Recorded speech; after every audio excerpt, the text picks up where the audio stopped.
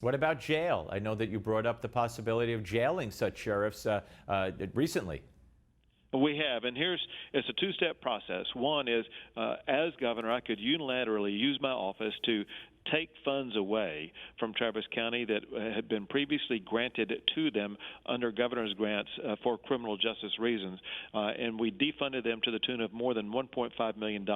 In addition to that, we've been pushing a piece of legislation in Texas that is going to pass, that I will be signing into law, that imposes even sterner penalties on counties. It will include things such as further defunding them. It will impose fines, and it could impose jail time for these sheriffs to enforce the laws. Oddly enough, these sheriffs could wind up behind the very bars they are releasing these criminals from.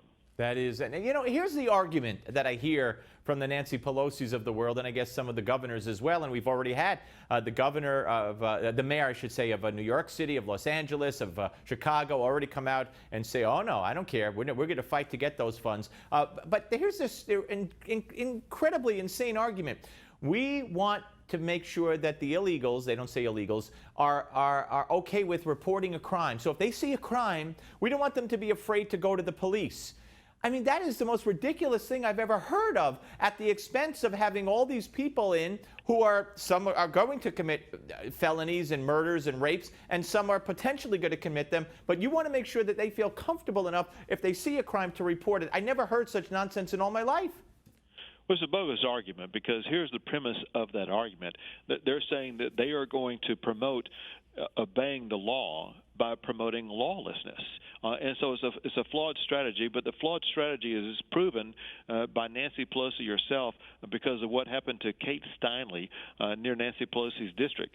Kate Steinle lost her life because of one of these people who's in the country illegally and been repeatedly deported, repeatedly had criminal background.